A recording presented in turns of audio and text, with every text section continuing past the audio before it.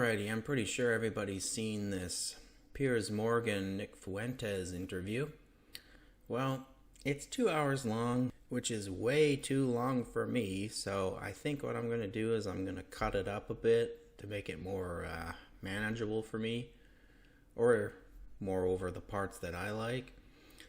So here's my favorite part, I think. So I'll throw it in and take it from there. The number of times you laugh about it, or want to joke about it, or want to abuse someone like Danny Finkelstein, who's written incredibly powerful books about what happened to his extended family at the hands of the Nazis and your other hero, Stalin. See, my point to you, Nick Fuentes, is that in parts of this interview... So yeah, this part of the video, I'm going to be cutting out a lot of the swear words, so that's what the glitches are, because there's a lot of crock of S-H-I-T and a lot of F words, so I'm going to be cutting them out as best I can. You try to come across as moderate, but every now and again the mask slips, and it slipped again here with what you say about Hitler. There's nothing very cool about Hitler. We know that from history now. We know what he did. You've already conceded that he murdered at least 6 million Jews. So when you say he's very fucking, Jewish people watch this and go, this guy's disgusting. Why would he say this about someone who perpetrated such an evil? And what's the real answer? Why do you? Is it just for clicks? Is it for money? Is it just for fun? For shits and giggles? What is it? What motivates you to say something like Hitler was very cool?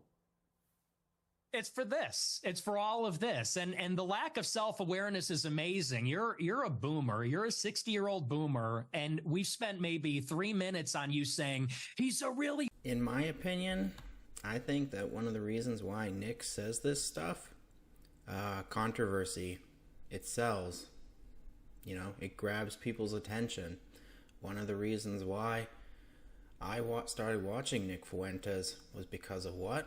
All this controversy. Monster, he incinerated people. And I'm sitting here saying it's not that serious. It's not that deep. And not that what serious. I'm getting at, not that serious. Do you want to say more about he's a monster? You're not a kid yourself anymore. You're not a teenager. I know. Right? You're nearly 30, to be clear. Yeah, okay? You're a fully formed adult. What makes an event like the Holocaust not that serious? When you're constantly told about it. When people in the media or people in politics constantly bring it up. What's happening in Israel and Gaza, Hamas, Israel. Netanyahu, he brings it up a lot. Holocaust survivor Stephen Kapos, who survived the Yahtzee prosecution in Hungary as a child, has publicly condemned Israel's actions in Gaza, stating that the memory of the Holocaust is being manipulated to justify what he describes as a geno against the Palestinians. So yeah, Netanyahu, he brings up the Holocaust to justify actions against the Palestinians or Hamas. So when Nick Fuentes says it's not that serious, I'm pretty sure this is what he's referring to. How people use the memory of the Holocaust to justify things like what's going on in Palestine. At least that's my opinion of it. That brain is taking you off these rabbit warrens. Is this an interview or is this a lecture? Can I respond to what you're saying? I want you to explain why you think it's fine to say how cool Hitler is and to dismiss the very powerful 90 seconds from a British journalist who lost a lot of family members to the Nazis in such a callous, dismissive manner.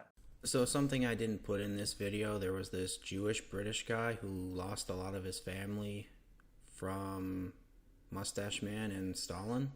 So he's pretty offended by Nick Fuentes and what Nick's saying, which is understandable. My opinion on that, freedom of speech. Freedom of speech says you can say whatever you want. That's freedom of speech. You may not like it, you may find it offensive, but freedom of speech says people can say whatever they want.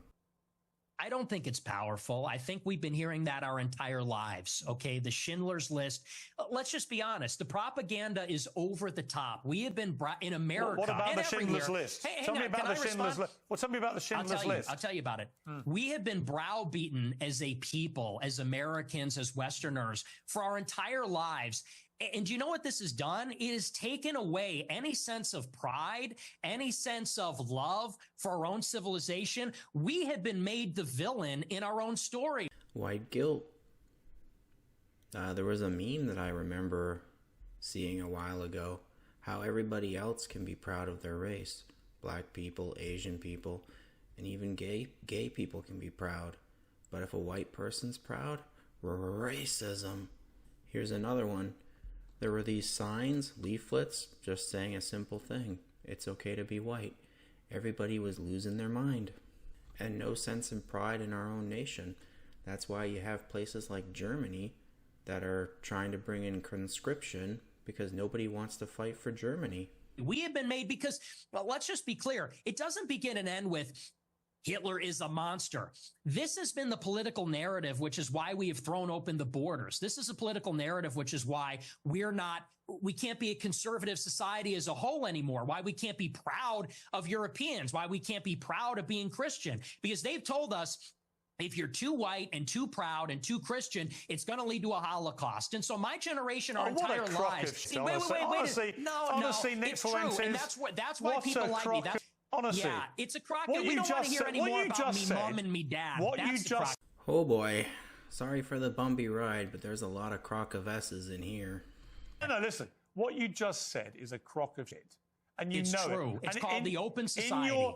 In your gut, you know it is. You weaponize this stuff. You weaponize this stuff for money. But you know when you say something like what you just said. I'm banned from banking. I'm banned from banking and credit cards. You know who you're talking to? Yeah, I do it for money. And by the way, how much money you make? Your company's worth $100 million. Your company's worth $100 million. I was banned from Bank of America. And you shouldn't I'm banned from processing credit cards. And you shouldn't have been. But I am. So don't tell me I'm doing it for money. Well, ask me my opinion about that. I'll tell you shouldn't have been. Right? I don't agree with that. What happened to you? Then don't say I'm doing it for money, because you know that full well, and you say it's a grift. How much money if I wanted to be a grifter, I'd be like you, and I would go and say, how much money are you making? I'm making a lot of money now. Yeah. Now that I'm the #1 live streamer in America, because people agree with me more than they agree with you. We're tired of hearing about slavery and the Holocaust and Jim Crow. We're done hearing about that. Yep.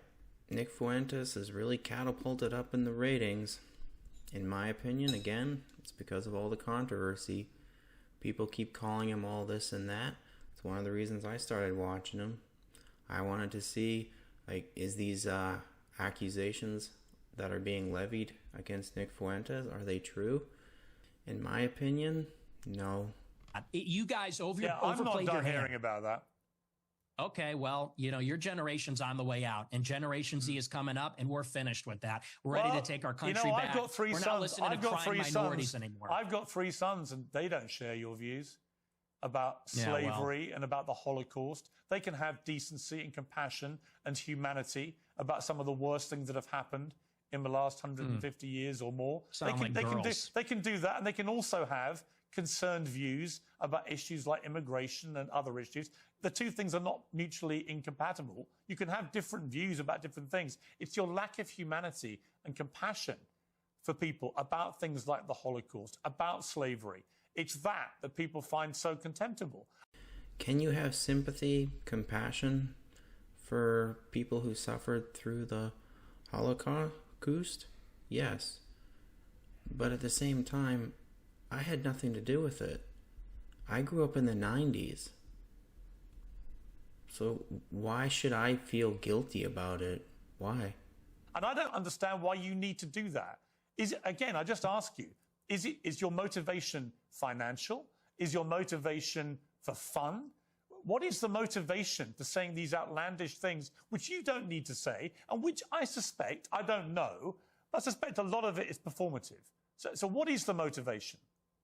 I'm an iconoclast. The Holocaust is not my religion, and it is treated like a religion. It is treated like a religion with dogma, with blasphemy laws, and that secular religion says, and you say that's a crock. It's intentional. It's called The Open Society by Karl Popper. It's by these architects of the liberal order after World War II. They got together and they said, how can we make sure that Hitler never happens? Open Society by Karl Popper. I've never heard of that before. I'll have to Google it. How can we make sure that totalitarianism never happens again? And they came up with the consensus, which is that we need to take down nations, religions, fathers, the authoritarian personality. We need to be empathetic and altruistic. We need to be diverse and pluralistic. And that experiment isn't working. And I'll tell you the truth right now, and you can laugh at this, you can scoff at this. Our people are being genocided in our country. 50% of the live births in the United Kingdom and in the United States are non-white. In 100 years, my ancestors, your kids who are so empathetic and compassionate, they're going to be a minority. They're going to be a minority in maybe a Muslim country, an Indian country, an Hispanic country. And these Jewish people that are 100 years old talking about my grandparents and the Holocaust, they don't care about that. Actually, they like to see it. At the SPLC, they're literally counting down the days until whites are a minority in America. So forgive me if I don't believe them when they talk about compassion. There's a genocide going on right now. It's not against the Jews. How many Christians are there? Just a reminder, didn't Piers Morgan do an interview with Tucker Carlson? And Tucker Carlson brought up the fact that only 36% of the people living in London are actually white. And Piers Morgan said something to the effect of change is good. It's against How many whites. Christians are there in the world? Like me and 1 you. point some billion. Yeah, 2 billion. How many Jews are there? 15 million. Okay. So with a straight face, you're going to tell me the world is being overrun by the Jewry, by 15 million people, when there are over 1 billion Christians. There is a genocide of Christians like poor old Nick Fuentes going on at the hands of these 15 million Jews. Really? First off, Christianity is not a race. Just like Islam, it's not a race. Are white people going extinct? Yes. Why? We don't have native land to our own. All of our native land has immigration. And again, London is only 36% white. Are the Jays behind it? This is an unpopular opinion, but I'm going to say it. No. Here's how I look at it. Israel gets all of its support from the West, the U.S. in particular. Muammar Gaddafi said that there's like 50 million Muslims in Europe. It's probably a lot more by now. What happens when the Muslims take over Europe? Do you think they're going to support Israel? No. What happens when Muslims take over America, Canada, the U.S.? Are they going to support Israel? No. So why would Israel, the Jays, be trying to off their sugar daddy? Benny said that Israel doesn't need the U.S. Yeah, they do. The U.S. is literally supporting Israel. So why would Israel be trying to kick out their support structure? It makes no sense. See, this attitude is why you're losing. When you say Who poor am I losing old to? white people, Who these am I poor losing old to? white people. Who am I losing to? You're seeing it. Mass migration. Oh, you're losing to me. We are losing as a civilization of mass migration. And here's the difference. In Israel, they have my politics. In Israel, they want to maintain a Jewish majority. If they had it their way, it would only be Jewish people. They're fighting like hell so that Jewish people can have as much territory, a Jewish state. They can be proudly Jewish in their own land. To me, after listening to that, it sounds like Nick really admires Israel because the Israelis are putting their nation and their people first. Whereas in America, we are being besieged by 10 million illegal immigrants in 4 years. And then whites and Christians are going to be the minority. And that's true in Canada, Australia, all the countries in Europe. So you could say there's 2 billion people, but what's the proportionality? What is the percentage of people being born that are white? Where's the arrow pointing? Where are we going to be in 50 years? In 50 years, there might be in Israel. In 50 years, there isn't going to be a white Christendom. So yeah, this is a snippet of the 2-hour-long video. I'll probably make more snippets of it in the coming days. But closing this video up, in my opinion, when Nick Fuentes said that the liberals wanted to make sure that no authoritarianism ever happened again, that part I really liked.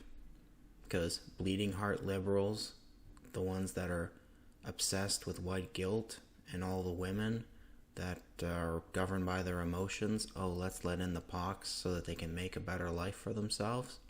That makes sense to me. Well, anyway, take care out there in clown world.